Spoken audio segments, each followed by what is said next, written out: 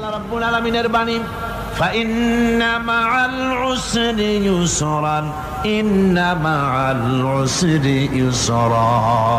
আল্লাহ পাক বলেন, জেনে রাখো, দুঃখ এবং কষ্টের সাথে রয়েছে সুযোগ আর সুবিধা, আর অসচ্ছলতার সাথে রয়েছে উদার সচ্ছলতা। জোরে কোন সুবহানাল্লাহ। কাজে ভয় পাওয়ার কারণ নাই, হতাশ হওয়ার কারণ নাই। মন আশায় বুক বেঁধে রাখো। গুনাহ করেছো, হতাশ হয়ো না। যুবকদের গুনাহ করা স্বাভাবিক। ইউনিভার্সিটির ছাত্র, কলেজের ছাত্র, প্রফেসর, শিক্ষক, অফিসার ঘুষ খেয়েছেন, জিনা করা হয়েছে, মদ খাওয়া হয়েছে, মিথ্যা কথা বলা হয়েছে, যাই কিছু করেন না কেন ভয় পাওয়ার কারণ নাই, নিরাশ হওয়ার কোনো দরকার নাই। আল্লাহ পাক ডেকে বলেছেন, কুল ইয়া ইবাদিয়াল্লাযীনা আসরাফু আলা আনফুসিহিম লা তাকনাতু মির রাহমাতিল্লাহ। আরে আমার আল্লাহর মতো এত ভালো আর কেউ আছে? এত দরদ আর কারো আছে? আমার আল্লাহ বলেন, ও নবী আপনি শুনায় দেন, হে আল্লাহর বান্দারা, তোমরা যারা নিজেদের উপরে বাড়াবাড়ি করেছো, নিজেদের উপরে জুলুম করেছো, অত্যাচার করেছো, আমি আল্লাহর রহমত থেকে নিরাশ হয়ে যেও না। মানুষ যদি অপরাধ করে, বাপের সাথে অপরাধ করেছে, মায়ের সাথে অপরাধ করেছে, মা বাবা সন্তানের চাইতে এত বড় কল্যাণকামী তো আর কেউ নাই, কিন্তু মা বাবা কোনোদিন বলে না আয় আমার ছেলে তোরে মাফ করে দেই, এরকম বলে নাকি? মন চায় ছেলে যদি মাপ চাইতো, খুশি হয়ে মাফ করে দিতাম, কিন্তু কেন যে আসে না, ডাকে না যে আয় মাফ করে দেই। মা বাপ আপনাকে এত ভালোবাসে, সেই মা বাপও আপনাকে বলে না যে আয় মাফ করে দেই। আমার আল্লাহ হচ্ছেন এমন আল্লাহ, আল্লাহ রাব্বুল আলামিন ডাকেন, এ বান্দা খুন করেছিস ফিরে আয়, জিনা করেছিস ফিরে আয়, হত্যা করেছিস ফিরে আয়, চুরি করেছিস ফিরে আয়, কুফরি করেছিস ফিরে আয়, সুদ খেয়েছিস, ঘুষ খেয়েছিস, মদ খেয়েছিস ফিরে আয়, এসে আমার দরবারে চোখের পানি ফেল, আমার দরবারে কাঁদাকাটি কর।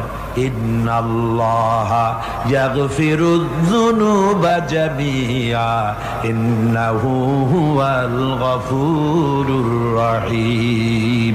আমার দরবারে চোখের পানি ফেলে কাঁদ, আমি রব্বুল আলামিন জিন্দেগীর গুনাহ মাফ করে দেব। সুবহানাল্লাহ কোন, সুবহানাল্লাহ কোন। আমার কাছে কাঁদ, চোখের পানি ফেল।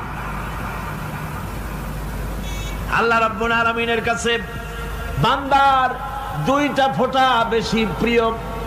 একটা হলো জিহাদের ময়দানে যে রক্ত ফোঁটা দেওয়া হয়, এটা আল্লাহর কাছে প্রিয়।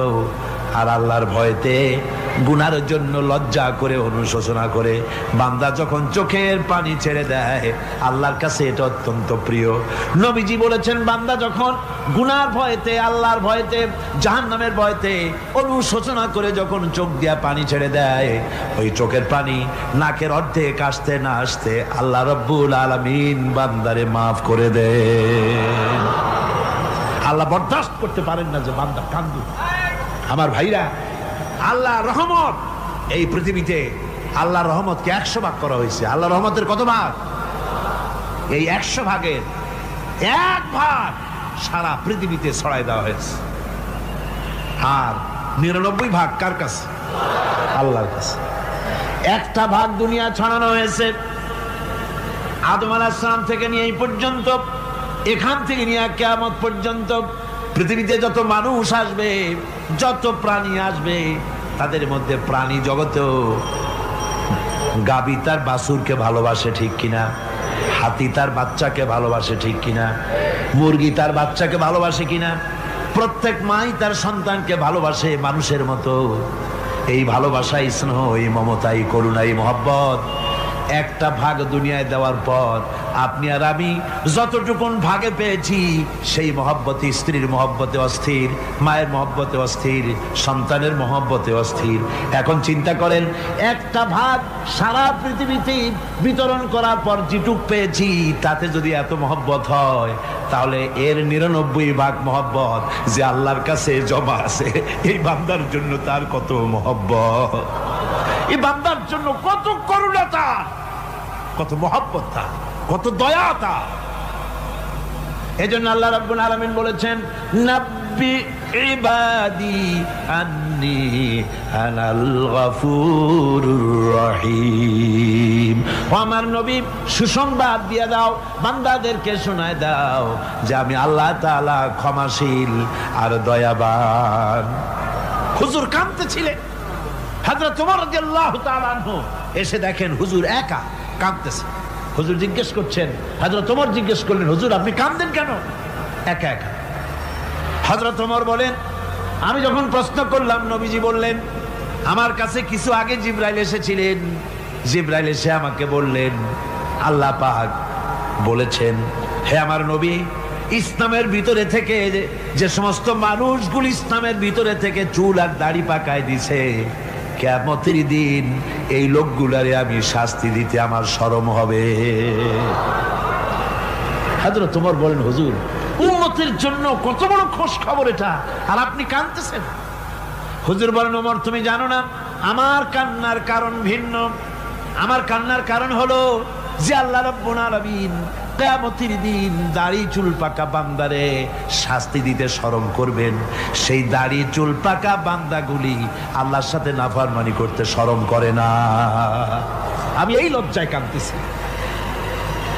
ভাইরা, হুজুর আল্লাহ পাক বলেন, ও আমার নবী, রাতের আধারে যখন একটা বুড়া আমার দরবারে হাত উঁচু করে, একটা বুড়া মানুষ রাতের আধারে যখন আমার দরবারে হাত উঁচু করে আর যখন বলতে থাকে, রব্বুল আলামিন আমার পেছনের জীবনটা বড় খারাপ করেছি, এমন কোনো কাজ জীবনে করি নাই যা তোমার কাছে কিছু দাবি করতে পারি, সব রকমের নাফরমানি করেছি, আজ আমি বুড়া হয়ে গেছি, কামাই করতে পারি না, ছেলে আমাকে চোখে দেখতে পারে না, পুত্রবধূ আমাকে ঘরে জায়গা দেয় না, আমার স্ত্রী আমাকে দেখতে পারে না, রোজগার করতে পারি না, হাঁটতে পারি না, চলতে পারি না, সবার কাছে আমি তিতা হয়ে গেছি, আমি দাঁড়াতে পারি না, কোমরে ব্যথা পাই, হাঁটুতে ব্যথা পাই, চলতে পারি না, কানে শুনতে পাই না, চোখে দেখতে পারি না, আর তোমার কাছে কিছু চাইয়া নেব এমন ভালো কাজও করি নাই।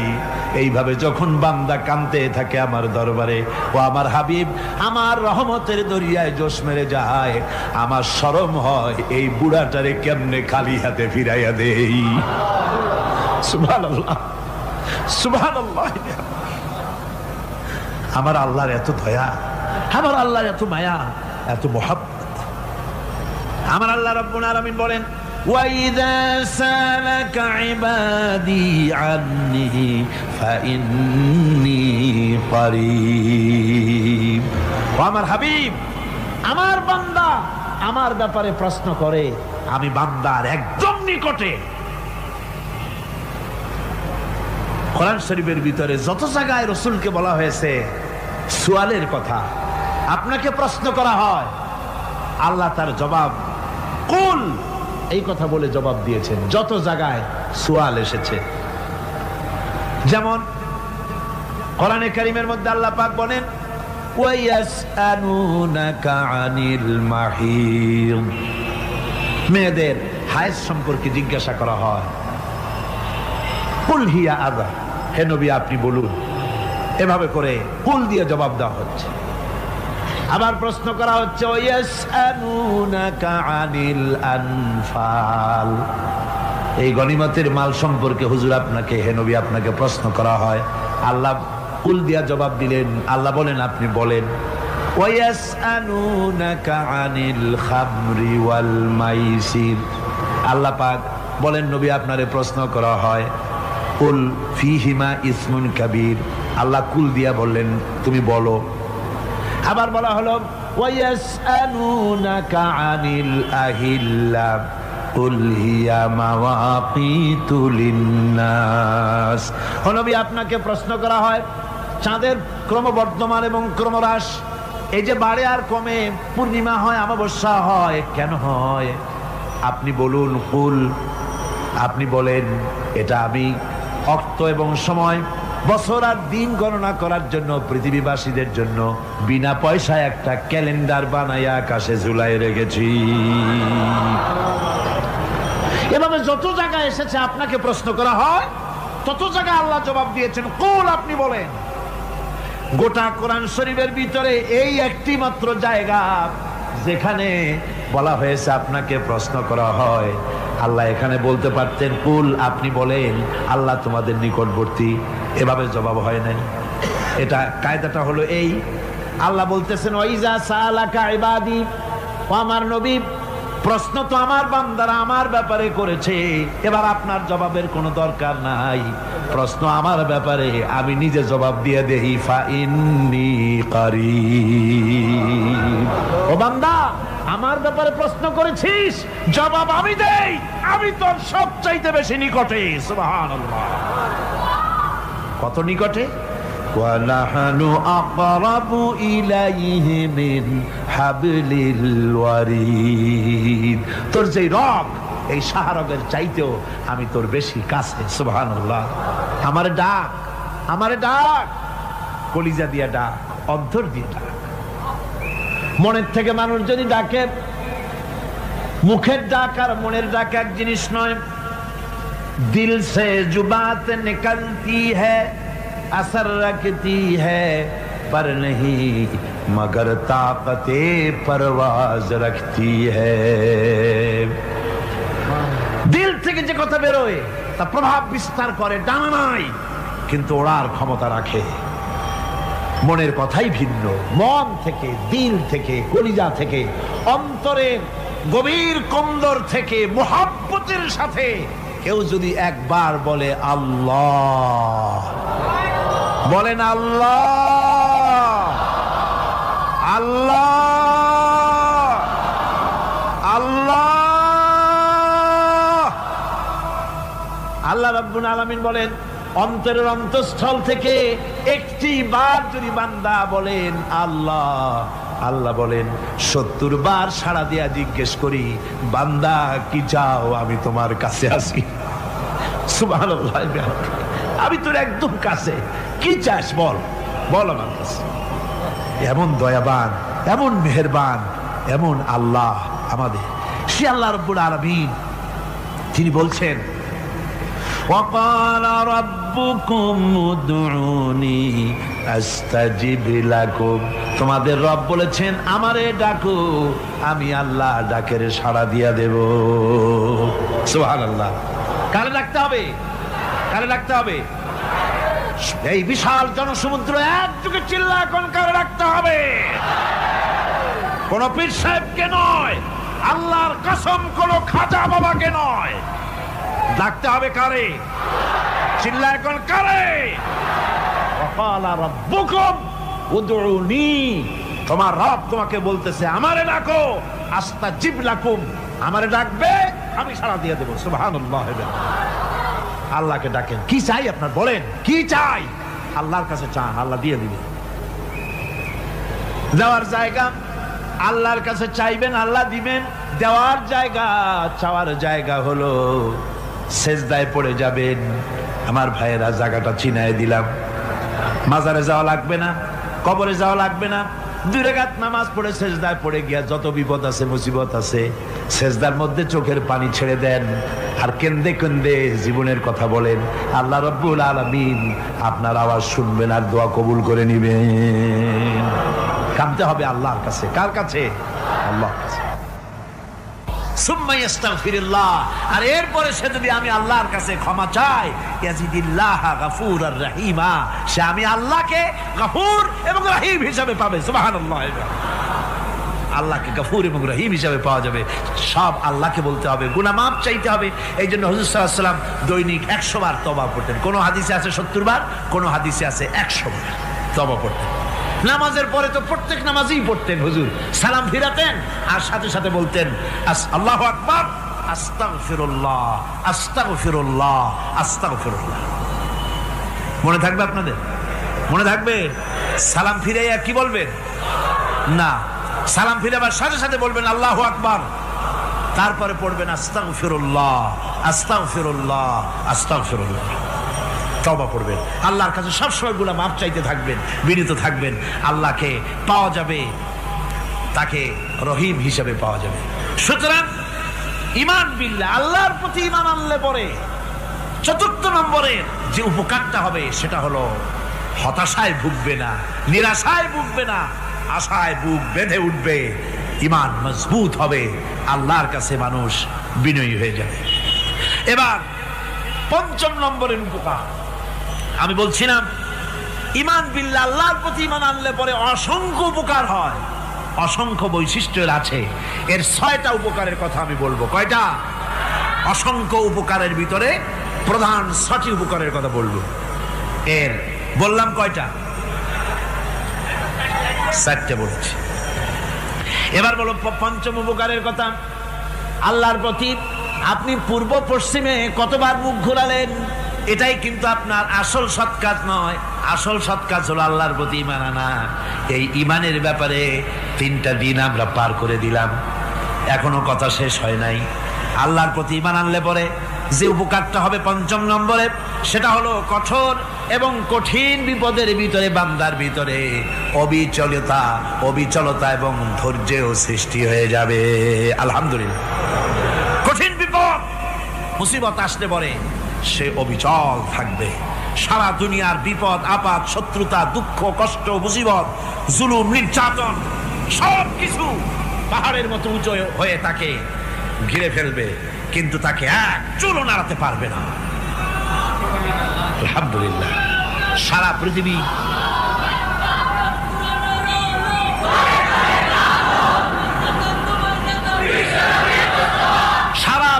একদিকে আর সে একা একদিকে থাকবে। বিরোধিতা তো হবেই, বিপদ তো আসবে। কবি বলতেছেন, সাথে জাকা রহা হ্যায় अज़ल से ता इमरोज, सते जाका रहा है अज़ल से ता इमरोज, चरागे मुस्तफावी से शरारे बुलहबीस। সে আবহমান কাল থেকে শুরু করে মুস্তাফা সাল্লাল্লাহু আলাইহি ওয়াসাল্লামের দীপ শিখার সাথে আবু জাহেল, আবু লাহাবের অগ্নিস্ফুলিঙ্গের টক্কর লেগেই আছে। রাসূলুল্লাহ আল্লাহর দেওয়া এই বিধান, এই দ্বীনের বাতিটা টিম টিম করে চলেছে। আর গর্কি, টর্নেডো, হাজার হাজার মাইল বেগে হেরিকেন এসেছে, গর্কি এসেছে, টর্নেডো এসেছে, টাইফুন এসেছে, কিন্তু এই আলো নিবাইতে পারে নাই। সুবহানাল্লাহ। এই আলো নিবাতে পারে নাই। এই শত্রুতা চিরকালের, নিবাতে পারবে না। কারণ হচ্ছে আল্লাহ রাব্বুল আলামিন বলেছেন, ইউরিদুনা লিইউতফিউ নূরাল্লাহি বিআফওয়াহিহিম ওয়াল্লাহু মুতিম্মু নূরিহি ওয়ালাউ কারিহাল কাফিরুন। ওরা চায় মুখের ফু দিয়ে আমার আলোকে নিভিয়ে দেবে, কিন্তু আমি আমার আলোকে পূর্ণতা দান করব। তাতে কাফের বেঈমানদের কলজায় যত জ্বালা যন্ত্রণা হোক, আমার দ্বীন কেউ মিটাই দিতে পারবে না। সুবহানাল্লাহ। সুতরাং বিপদে অবিচলতা আসবে, সে অটল হবে, মজবুত হবে। কোরআনে কারীম বলতেছে, ওয়া কাযালিকা জাআলনা লিকুল্লি নাবিয়্যিন আদুওয়াম মিনাল মুজরিমিন। এই পৃথিবীতে এমনি করে আমি সকল নবীদের শত্রু বানিয়েছি, সব পাপিষ্ঠ অপরাধীদেরকে। নবীদের সাথে বিরোধিতা করেছে কারা? পাপিষ্ঠরা, অপরাধীরা।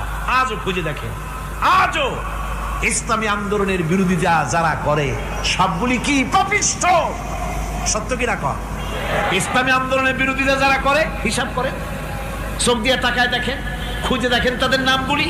মদখোর, জিনাকার, বদমাশ, চোর, হাইজাকার, বেনামাজি, লুটেরা, মিথ্যাবাদী, সবচাইতে সমাজের নিকৃষ্ট লোকগুলি ইসলামের বিরুদ্ধে করে।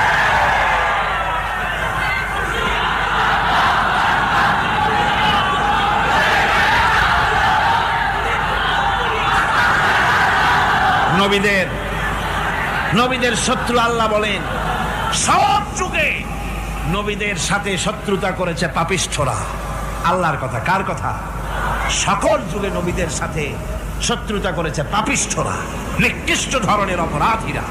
সুতরাং নবী রাসূলদের অবস্থা যখন এই, তখন দ্বীনের দাওয়াত যারাই দেবে তাদের কিসমত এরকম হবেই। এই বাধার মোকাবেলা তাদেরও করতে হবে। এই যে বাধাটা আসে, এই যে মারে, অপরাধ কি? এই যে তারা চোর বা ডাকাত যাদের মারা হয়। আল্লাহ রাব্বুল আলামিন বলেন অপরাধ হলো ওয়ামা নাকামু মিনহুম ইল্লা আইয়ুমিনু বিল্লাহিল আজিজিল হামিদ। অপরাধ হচ্ছে ইমানদার লোকদের উপরে নির্যাতন চালিয়েছে, অন্য কোনো কারণে নয়। কারণ একটাই, তারা আল্লাহর জমিনে আল্লাহর দ্বীন প্রতিষ্ঠা করতে চেয়েছে, আর কোনো অপরাধ না। জমিন আল্লাহর, জমিন কার? এই বিশাল জনসমুদ্র গর্জে উঠুন একযোগে, বলুন জমিন কার? আইন চলবে কার? এখানেই সংঘর্ষ বেঁধেছে আবহমান কাল ধরে। মানুষ অত্যাচারিত হয়েছে, সাহাবায়ে কেরাম অত্যাচারিত হয়েছেন। বুখারী শরীফের হাদিসে এসেছে রাসূল করিম সাল্লাল্লাহু আলাইহি ওয়াসাল্লামের কাছে হযরতে খাব্বাব গিয়ে উপস্থিত হয়েছিলেন। হযরতে খাব্বাব বলেন, হাদিসটা এভাবে লেখা হয়েছে বুখারীতে, ওয়ান খাব্বাব বিন আরিদ রাদিয়াল্লাহু তাআলা আনহু قال شكونا إلى رسول الله صلى الله عليه وسلم وهو متوسد بردة له في ظل الكعبة। রাসূলুল্লাহর কাছে গেলাম, কাবা শরীফের কাছে গিয়া দেখি নবীজি একটা চাদর গায়ে দিয়ে তিনি আরাম ফরমাচ্ছিলেন কাবা শরীফের ছায়ায়। সেখানে গিয়ে বললাম, আলা তাস্তানসিরু লানা আলা তাদউ লানা ইয়া রাসূলুল্লাহ, হে আল্লাহর রাসূল, আপনি কি আমাদের জন্য আল্লাহর কাছে দোয়া চাইবেন না? আপনি কি আল্লাহর কাছে আমাদের জন্য সাহায্য চাইবেন না? আমাদের লোকগুলিকে, মুসলমানগুলিকে মারতে মারতে তো শেষ করে ফেলে দিল। তারা আমাদের সুমাইয়াকে মারলো, আমাদের খাব্বাবকে উটের সাথে পায়ের দড়ি লাগায় টানলো, আমাদের খোবায়েবকে তারা আগুনের উপরে চিৎ করে শোয়ায় রাখলো, না খায় রাখতেছে, মারতেছে। কষ্টে তো শেষ হয়ে গেলাম, হুজুর আপনি কি আমাদের জন্য দোয়া করবেন না? হাদিস শরীফে এসেছে নবীজি উঠে বসলেন সোজা হয়ে। নবীজি বলেন, ও আমার সাহাবী, ও খাব্বাব শোনো, তোমাদের আগে এই পৃথিবীতে যারা দ্বীনের দাওয়াত দিতে এসেছিলেন তাদেরকে সমকালীন রাষ্ট্রশক্তি, সমাজ শক্তি তাদেরকে ধরতো। ফায়ুখাজুর রাজুলো, তাদেরকে তারা ধরতো। ফায়ুহফারু লাহু ফিল আরদ, আর তার জন্য জমিনের ভিতরে কবর বানাইতো। ওই কবর ফায়ুজালু ফিহা, ওই কবরের ভিতরে তাকে কোমর পর্যন্ত গেড়ে দিত। সুম্মা ইউতা বিল মানশার, এরপরে করাত আনতো। ফায়ুদাউ আলা রাসিহি, এরপরে ওই করাত তার মাথার উপরে রাখতো। ফায়ুজালু নিসফাইন, এরপরে করাত দিয়া চিরে জীবিত মানুষটারে দ্বিখণ্ডিত করে ফেলে দিত। মা ইয়াসুদ্দুহু যালিকা আন দীনিহি, ও আমার খাব্বাব, এত কষ্ট দেওয়ার পরেও সেই যুগের কোন মুসলমানকে, দ্বীনের দায়ীদেরকে আল্লাহর দ্বীন থেকে এক চুলো তারা সরাই দিতে পারে নাই, এক চুলো সরাতে পারে নাই। ওয়াল্লাহি, ও খাব্বাব, আমি আমার আল্লাহর নামে কসম করে বলছি, লা ইউতাম্মান্নাল্লাহু হাযাল আমরা হাত্তা ইয়াসিরা আর-রাকিবু মিন সানা ইলা হাযরামাউত। আমি কসম করে বলি আল্লাহ রাব্বুল আলামিনের এই সানা থেকে হাজারামাউত পর্যন্ত লোকেরা যাতায়াত করবে, সুন্দরী রমণীরা গমন করবে, সদাগরেরা যাতায়াত করবে, টাকা নিয়া পয়সা নিয়া যাতায়াত করবে। তাদের মনের মধ্যে লুটের ভয়, টাকার ভয়, চুরির ভয়, ডাকাতির ভয়, জেনার ভয়, হত্যার ভয়, ধর্ষণের ভয়, কোনো ভয় থাকবে না। লা ইয়াখাফু ইল্লাল্লাহ, আল্লাহ ছাড়া কোনো ভয় থাকবে না। এমন একটা সমাজ, এমন একটা সময় আসবে, ওয়ালাকিন্নাকুম তাস্তাজিলুন, অথচ খুব তাড়াহুড়ো তোমরা করতেছো। তাড়াহুড়ো করো না, সময় আসবে ইনশাআল্লাহ। আমার ভাইয়েরা, আমার বন্ধুগণ, কঠিন বিপদে অবিচলতা এবং ধৈর্যের দৃষ্টান্ত রেখে গেছেন আম্বিয়া আলাইহিমুস সালাম। সুবহানাল্লাহ। কঠিন বিপদে অবিচলতা, দৃঢ়তা, ধৈর্য কারে বলে, তার দৃষ্টান্ত কারা রেখেছেন? আম্বিয়া আলাইহিস সালাম, ওনারাই আমাদের আদর্শ, নবীরাই আদর্শ, সাহাবায়ে কেরাম রিদওয়ানুল্লাহ তাআলা আলাইহিম আজমাইন আমাদের আদর্শ। ভাইরা আমার, মুসা আলাইহিস সালামকে ফেরাউন যখন ঘিরে ফেলে দিল, কোরআনের সব কথা গল্প গুজবার ইতিহাসের জন্য লেখা হয় নাই। কোরআনের মধ্যে যা লেখা হয়েছে সব বান্দাদের উপদেশের জন্য, যাতে করে লোকেরা চিরটা কাল এর থেকে উপদেশ নেওয়া নিজেদের তৈরি করতে পারে। জোরে বলেন সুবহানাল্লাহ। মুসা আলাইহিস সালামের কথা আল্লাহ বলেন, ফেরাউন তাকে ঘিরে ফেলে দিল, পালাবার রাস্তা নাই। ফালাম্মা ترى الجمعان قال أصحاب موسى إنا لمدركون। মুসা আলাইহিস সালামের উম্মতেরা বললেন, হে মুসা, পাকড়াও হয়ে গেছি, পালাবার রাস্তা নাই। তিন দিক থেকে আমাদেরকে ঘেরাও করেছে ফেরাউনের শক্তি।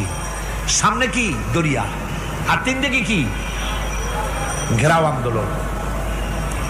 পালাবার পথ নাই, পালাবার পথ নাই। সারাশি আক্রমণ, ঘেরাও আন্দোলন। এই যে ঘেরাও টেরাও তো আজকে নতুন নাই, ঘেরাও আসছে অনেক আগের থেকে। আসলে কথা বুঝতে পেরেছি। মাইক না থাকলে আমি কি করবো কোন? আজকে এরকম হচ্ছে কেন? আগামীকাল ঠিক হবে ইনশাআল্লাহ, রাগ করেন না। গান হচ্ছে, বসেন বসেন। শয়তান ঢুকছে মাইকের মধ্যে। অনেক সময় হয় কি, মাইকের হাই পাওয়ারের যে মেশিন আছে, এর ভিতরে ইথার থেকে রেডিওর ওই গানগুলি ওর মধ্যে ঢুকে পড়ে। কথা বুঝতে পেরেছেন? এই জন্য শয়তান তো আর বসে থাকে না, ওরও তো কিছু করার আছে।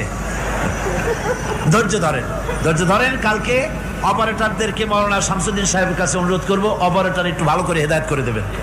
মাইকে আজকে আমার নিজেরও কষ্ট হচ্ছে, আমিও বুঝতে পারছি না যে আমার কথাগুলি কি আওয়াজে বেরোচ্ছে, যার জন্য আমাকে বেশি চিল্লাইতে হচ্ছে।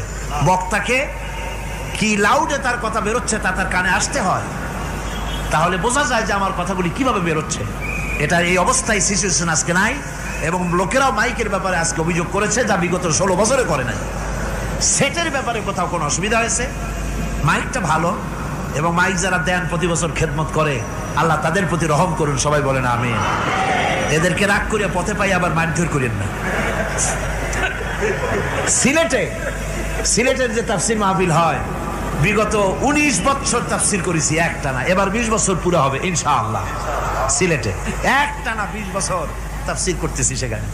তো মাইক, একটা লোক বিনা পয়সায় মাইক দেয়, মাইকের ভাড়া সে নেয় না। তাফসিরের মাহফিলের মাইকের ভাড়া নেয় না। যে বছর এরশাদ সরকার আমাকে প্লেন থেকে নামতে দিল না, আপনাদের মনে আছে? সিলেট থেকে ফিরাই দিল। এই খবরটা মাইকম্যান যখন শুনেছে যে আমাকে নামতে দেয় নাই, ফিরাই দেওয়া হয়েছে, সাথে সাথে স্ট্রোক করেছে, হার্ট ফেল করে দুনিয়া থেকে বিদায় হয়ে গিয়েছে। সিলেটে তাফসির হতে পারবে না, এই কথা সে বরদাস্ত করতে পারে না। আমি কেঁদেছি আর দোয়া করেছি, আল্লাহ, কোরআনের মহব্বতে লোকটার এই অবস্থা হলো, তোমার জান্নাত তুমি দয়া করে তাকে দান করে দিও। কাজে কোনো ব্যবসায়ী চায় না যে তার ব্যবসাটা খারাপ হোক, লোকেরা মন্দ বলুক। এ মাইকের ব্যাপারে আপনারা আজকে রাগারাগ করেন না, যা হয়েছে কালকে ভালো হবে ইনশাআল্লাহ। সবাই বলেন ইনশাআল্লাহ। এখন চলেন আমরা ফেরাউনের অবস্থা দেখে গিয়া কি করতেছে ফেরাউন। মুসা আলাইহিস সালামকে ঘেরাও করে ফেলেছে, পালাবার উপায় নাই। একদিকে দরিয়া, তিন দিকে ফেরাউনের শক্তি। এই যে ঘেরাও টেরাও মানে নতুন তো না, ধর্মঘট নতুন না, পুরানা জিনিস। এই পৃথিবীতে সর্বপ্রথম ধর্মঘট কিসের উপরে হয়েছে জানেন? এই পৃথিবীর প্রথম ধর্মঘট হয়েছে পেঁয়াজ, রসুন আর ডাইলের উপরে, মুসা আলাইহিস সালামের জামানায়। লান নাসবিরা আলা তাআমিন ওয়াহিদ, আমরা এক রকমের খাদ্য আর খাবো না, আমাদের পেঁয়াজ দেওয়া লাগবে, ডাল দেওয়া লাগবে, রসুন দেওয়া লাগবে। সর্বপ্রথম ধর্মঘট হয় মুসা আলাইহিস সালামের জামানায়, সেখান থেকে শুরু হয়েছে। কিন্তু মশাল মিছিল যে আসলো কই থেকে, এইটা আমি খুঁজে পাইনি। পরে প্রত্যেকটা জিনিসের তো ইতিহাস আছে, আমি খুঁজতে খুঁজতে পেলাম। আমি জানি না এর ইতিহাস মূলে কোথায়, কিন্তু আমি যতদূর খুঁজে পাইছি সেটা হলো মশাল মিছিলের আবিষ্কার হয়েছে লঙ্কায় রাবণের সময়। হনুমানের লেজে আগুন দিয়া তারপরে লঙ্কা কাণ্ড ঘষালো, নামই আছে লঙ্কা কাণ্ড। হনুমানের লেজে আগুন দিয়ে রাবণ যে লঙ্কায় মশাল মিছিল করেছিল হনুমানকে দিয়া, ওই হনুমানের ওই সিস্টেমটা এখনো আমাদের দেশে চালু আছে। এইটা আসলে কোন ভদ্র লোকের এই মিছিল হওয়া উচিত না। আগুন নিয়ে কিসের মিছিল? আগুন হলো জাহান্নামের প্রতীক। আগুন কিসের প্রতীক? জাহান্নামের প্রতীক। যদিও আমাদের উপকারে লাগে, কাজে লাগে। সুতরাং আমরা যা করব প্রত্যেকটা জিনিসের পেছনে সুন্নতে নববীর কোনো না কিছু থাকতে হবে। কথা বুঝতে পেরেছেন? 3 দিক থেকে ঘেরাও হয়ে গেছে, পালাবার কোনো রাস্তা নেই। হযরতে মুসা আলাইহিস সালামের কাছে উম্মতেরা বললেন, পালাবার তো কোনো পথ নাই, এখন উপায়টা কি? আমাদের তো আর উপায় নাই। মুসা আলাইহিস সালাম দেখেন বিপদে পড়ে গেছেন, কিন্তু ধৈর্য হারান নাই, ভয় পান নাই। ভয় পাইছিলেন? ভয় পেয়েছেন? প্রশ্নই ওঠে না। মুসা আলাইহিস সালাম আল্লাহ পাক যাদেরকে বলেছেন উলুল আযম, রাসূল যাদের বলেছেন তার মধ্যে হযরত মুসা একজন উলুল আযম পয়গম্বর। চারটিখানি কথা না, আল্লাহ কথা বলছেন তার সাথে, কালিমুল্লাহ তিনি। সুবহানাল্লাহ। কর মুসা আলাইহিস সালাম শোনালেন, কাল্লা ইন্না মাইয়া রাব্বি সায়াহদিন। কখনো নয়, আমার উম্মতেরা ভয় পেও না, আমার রব অবশ্যই আমাকে পথ দেখাবে। সুবহানাল্লাহ। 3 দিক থেকে শত্রু, একদিকে দরিয়া, পালাবার কোন রাস্তা নাই। সেখানে দৃঢ়তার সাথে তিনি বলছেন, অবশ্যই আমার আল্লাহ আমারে পথ দেখাবে। সুবহানাল্লাহ। নবীরা এই দৃঢ়তা দেখিয়েছেন, অবিচলতা দেখাইছেন। আল্লাহ পাক মুসা আলাইহিস সালাম যখন এই দৃঢ়তা দেখালেন, এই অবিচলতা দেখালেন, সঙ্গে সঙ্গে জিবরাইল এসে হাজির হয়ে গেলেন। আল্লাহ পাক বলেন, ফাআওহাইনা ইলা মূসা আন আদরিব বিআসাকাল বাহরা ফানফালাকা ফাকানা কুল্লু ফিরকিন কাত্তাউদিল আযীম। মুসা আলাইহিস সালামকে আমি ওহী নাযিল করলাম, তাকে বললাম হাতে যে লাঠি আছে এই লাঠি দিয়ে আঘাত করো দরিয়ার উপরে। দরিয়ার উপরে আঘাত করলেন, একটা রাস্তা হয় নাই, 12টা রাস্তা তৈরি হয়ে গেল। আর দেওয়ালগুলা পাহাড়ের মতো উঁচা হয়ে গেল। দরিয়ার ভিতরে পাহাড়ের মতো উঁচা মজবুত 12টা রাস্তা। এবার মুসা আলাইহিস সালাম তার দলবল নিয়ে চললেন। আল্লাহ রাব্বুল আলামিন বলেন, ওয়া আনজাইনা মূসা ওয়া মান মাআহু আজমাইন। মুসা এবং তার সাথী সঙ্গীদেরকে আমি পার করে দিলাম। মুসা আলাইহিস সালাম এবং তার সাথী সঙ্গী নিয়ে যখন দরিয়ার মাঝখানে আসছে, ফেরাউন তার দলবল নিয়ে এসে গেছে। আসে দেখে নদীর মধ্যে রাস্তা। বাবা, খুব তো কায়দা। ও মনে করছে ওর বাজানের তৈরি করা ডিস্ট্রিক্ট বোর্ডের রাস্তা। ওর লোকজন নিয়ে নেমে গেছে দরিয়ার ভিতরে। ও আসছে মাঝখানে, মুসা আলাইহিস সালাম চলে গেছেন ওপার, দরিয়া পার। মাঝখানে যখন এসে গেল, আল্লাহ রাব্বুল আলামিন পানিকে অর্ডার করলেন কুন।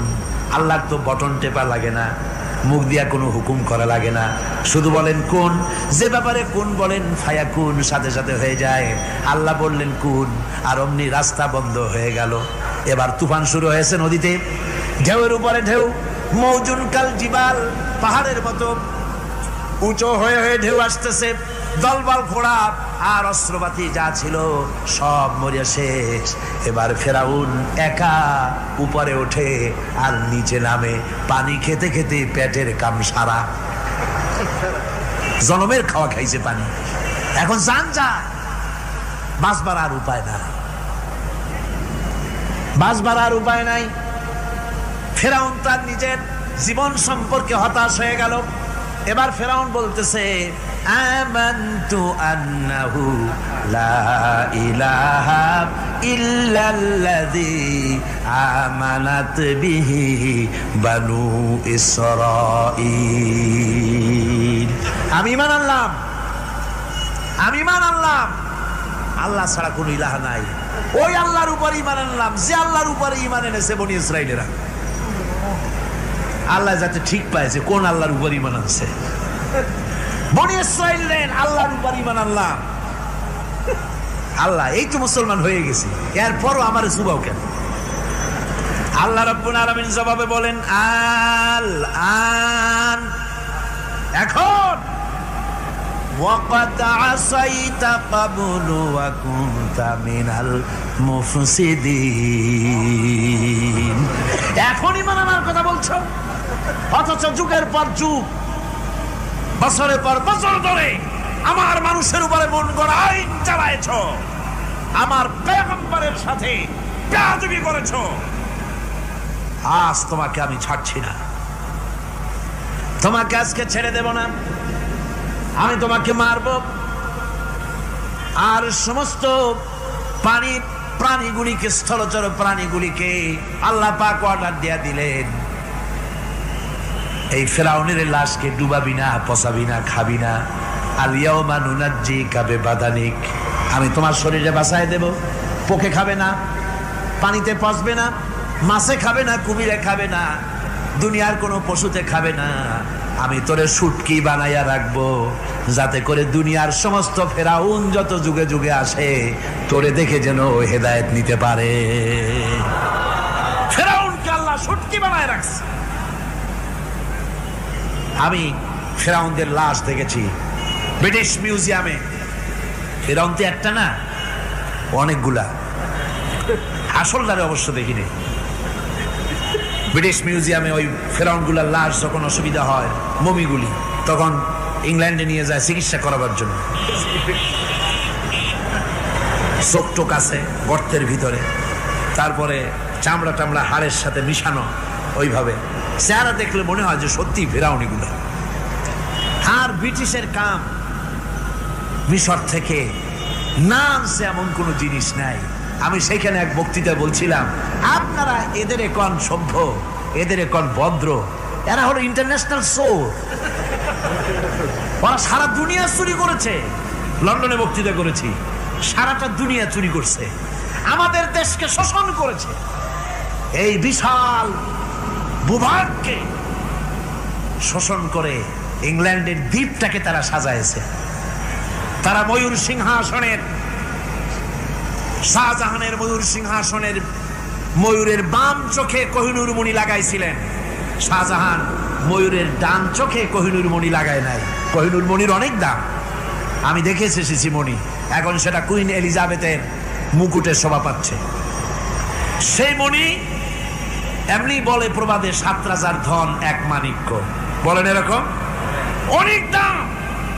শাহজাহান দেখালেন, আমি মুসলমান, আমার কাছে এটার দাম নাই, এই জন্য ময়ূরের ডান চোখে লাগালাম না, বাম চোখে লাগাই দিলাম। এইটাতে চুরি করছে। তারপরে মিশর থেকে, মিশরের মমি চুরি করেছে, জুতা চুরি করছে, ছাতি চুরি করছে, পিসা চুরি করেছে। আমি বললাম, এগুলা কি ভদ্রলোক নাকি? এরা জুতা চোর, পিসা চোর, লাঠি চোর, সব চুরি করেছে। যাই দেখেন ব্রিটিশ মিউজিয়ামের মধ্যে সব দুনিয়ার চুরি করা জিনিস নিয়ে তারা মানুষকে দেখাইয়া পয়সা অর্জন করছে। টিপু সুলতানের তরবারিটা পর্যন্ত চুরি করেছে। আজ পর্যন্ত ব্রিটিশ মিউজিয়ামে টিপু সুলতানের তরবারিটা আছে, আমি তরবারিটা দেখে এসেছি। আমার বন্ধুগণ, বলতেছিলাম যে পৃথিবীতে আল্লাহ রাব্বুল আলামিন নবীরা তাদের চরিত্র দিয়ে বিপদের মোকাবেলা করে, দুনিয়ার সামনে কঠিন বিপদের মোকাবেলা করে অবিচলতা, দৃঢ়তা দেখায় গেছেন যে কেমন করে এই পৃথিবীতে বিপদের সামনে মোকাবেলা করতে হয়। ধৈর্য ধরতে হবে, বিপদ আসবে পাহাড় সমান হয়ে, আপনাকে ধৈর্য ধারণ করতে হবে সেভাবে বুক বেঁধে। যেহেতু এটা যদি বিশ্বাস হয় যে আমার কিসমতে যা আছে তার থেকে বেশি কিছু হবে না, তাহলেই আপনার ধৈর্য আসবে, ভয় পাবেন না। কথা ঠিক কিনা কন? এবারে হযরত হুদ আলাইহিস সালাম সম্পর্কে আল্লাহ রাব্বুল আলামিন বলেন, হযরতে হুদকে যখন ষড়যন্ত্র হলো, কাফির বেঈমানেরা তাকে মেরে ফেলার জন্য যখন সরকারি ষড়যন্ত্রে লিপ্ত হয়ে গেল, হযরতে হুদ সমাজের এই চ্যালেঞ্জের মোকাবেলা করলেন। হযরত হুদ বলেন, ফাকিদুনি জামিআন সুম্মা লা তুনজিরুন ইন্নী তাওয়াক্কালতু আলাল্লাহি রাব্বি ওয়া রাব্বি বিকুম, আমি তোমরা তোমাদের ষড়যন্ত্র আমার বিরুদ্ধে যত পারো আমার বিরুদ্ধে ষড়যন্ত্র চালাও, এতটুকুন আমার অবকাশ দিও না। আমি এমন আল্লাহর উপরে ভরসা করেছি যার হাতের ভিতরে তোমাদেরও জান আর আমারও জান। যা পারো তাই করো। সরকার সমস্ত শক্তি একত্রিত হয়ে আমার মোকাবেলা করো। একদিকে হুদ আলাইহিস সালাম, আর একদিকে গোটা জাতি। হযরত হুদ ভয় পায় নাই। সুবহানাল্লাহ কোন। ঈমান বিল্লাহ মানুষের কলিজাকে এভাবে শক্ত করে দেয়। কোন আলহামদুলিল্লাহ। এবারে এই বিপদের, কঠিন বিপদের মোকাবেলা করে আমার রাসূল যে প্রমাণ দিয়া গেলেন, আমার রাসূল যে কঠিন বিপদের মোকাবেলা করলেন, ভাইরা আমার, হিজরতের রাতে সওদ পাহাড়ের ভিতরে যখন তিনি আশ্রয় নিলেন, হযরতে আবু বকরের সাথে ছিলেন। হযরতে আবু বকর রাদিয়াল্লাহু তাআলা আনহু বলেন, হুজুর আপনি দাঁড়ান, এটা তো পাহাড়িয়া গুহা, গুহার ভিতরে সাপ থাকতে পারে, বিচ্ছু থাকতে পারে, আমি আগে ঢুকি, বিপদ যদি হয় আমার উপর থেকে হয়ে যাক। গুহার ভিতরে নেমে গুহা সাফ করলেন। এরপরে হুজুরকে ডাকলেন, হুজুর তাশরীফ নিলেন গুহার ভিতরে। এরপরে হুজুর বললেন, আবু বকর, পাহাড়ে হেঁটে হেঁটে 2-3টা পাহাড় পাড়ি দিয়া যাওয়া লাগে সোর পাহাড়ে। মদিনার সোজা রাস্তা হুজুর ধরেন নাই, মেসফালার পথ দিয়া জাবালে কেদোয়ার উপর দিয়া 3টা পাহাড় পাড়ি দিয়া তারপরে হুজুর গেলেন সোর পাহাড়ে। গুহার ভিতরে হুজুর তাশরীফ নিলেন। বললেন, আবু বকর তুমি বসো, তোমার উরুর উপরে মাথা রেখে আমি একটু আরাম করি। হযরতে আবু বকর বসলেন, হুজুর তার উরুর উপরে মাথা রেখে ঘুমায় গেলেন। আর এরপরে কাফির বেঈমানেরা তালাশ করতে করতে কাফেররা এসে গেল পায়ের চিহ্ন দেখে দেখে গর্তের কাছে। হযরত আবু বকর ভয়তে কেঁদে ফেললেন, আরে আর তো উপায় নাই, এবার তো ধরা পড়ে গেছি, এবার নবীজিকে মেরে ফেলে দেবে। নবীর মহব্বতে, নিজের মহব্বতে নয়, নবীর মহব্বতে কাঁদতেছিলেন। হুজুর বলেন, হুজুরের ঘুম ভেঙে গেল। বলো, আবু বকর কাঁদো কেন? ছেলের কথা, মেয়ের কথা, বিবির কথা, বাড়ির কথা মনে পড়লো নাকি? হযরত আবু বকর বলেন, ইয়া রাসূলুল্লাহ, আল্লাহর কসম করে বলি, যেদিন ঈমান এনেছি এই কলিজার ভিতরে মা বাপ, স্ত্রী, পুত্র, পরিজন, এমনকি আমার নিজের জীবনের চাইতে আপনারে বেশি ভালোবাসি। কাঁদো কেন? কাঁদো কেন? হযরত আবু বকর বলেন, হুজুর ধরা পড়ে গেছি, কাফেররা এসে গেছে গর্তের কাছে, তাকালি আমাদের দেখতে পাবে, আমরা তো মাইনরিটি, ওরা তো মেজরিটি, আমরা তো ধরি মারি ফেলাই দেবে, আপনাকে মেরে ফেলে দেবে, এই জন্য কাঁদি। আল্লাহ রাব্বুল আলামিন, হুজুর তখন কি দৃঢ়তা, কি অবিচলতা, কি ধৈর্যের পাহাড় সম মনোবৃত্তি তখন দেখালেন। আল্লাহ কোরআন শরীফে চিরকাল যাতে মানুষেরা হেদায়েত নিতে পারে সেজন্য হুজুরের কথা উঠায় দিলেন কোরআনে। আল্লাহ পাক বলেন, ইযহুমা ফিল গার ইয ইয়াকুলু লিসাহিবিহি লা তাহজান ইন্নাল্লাহা মা'ানা। ও বন্ধু, ভয় পেও না, আল্লাহ আমাদের সাথে আছেন। সুবহানাল্লাহ কোন। আল্লাহ আমাদের সাথে আছেন। আমরা মাইনরিটি নই, আমরাই মেজরিটি। আল্লাহ আছে আমার সাথে, ভয় পাওয়ার কোনো কারণ নাই। সুবহানাল্লাহ। আল্লাহ পাক বলেন, ফাআনসালাল্লাহু সাকিনাতাহু আলাইহি ওয়া আইয়াদাহু বিজুনুদিন লাম তারাওহা। আমি এদের অন্তরের ভিতরে আমি শান্তি নাজিল করে দিলাম, প্রশান্তি দিয়া দিলাম, আর আমি সাহায্য করলাম, আর এমন সব সৈন্য পাঠায় দিলাম যে সৈন্যগুলি তোমরা দেখতে পাও নাই। সুবহানাল্লাহি ওয়া বিহামদিহি।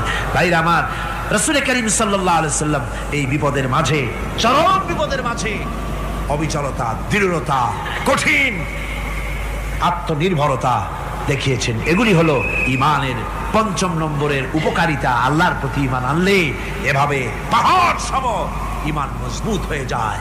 জেলের পরোয়া করি না, ফাঁসির পরোয়া করি না, শহীদ হওয়ার পরোয়া করি না, মেরে ফেলে দেবে, উড়ায় দেবে, হত্যা করবে, পরোয়া করি না। পরোয়া করি কেবলমাত্র কাকে? জোরে বলেন, কারে?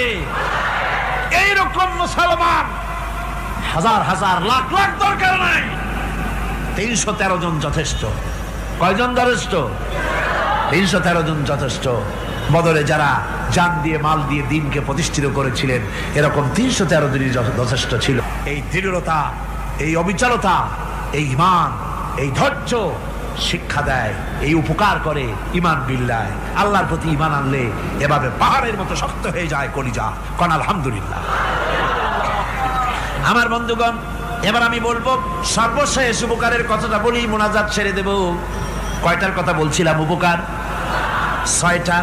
6টা উপকারের কথা বলেছি। অনেকগুলি বৈশিষ্ট্য, অনেকগুলি উপকারের মধ্যে আল্লাহর প্রতি ঈমানের 6টা উপকারের কথা 5টা বলা হয়ে গেছে।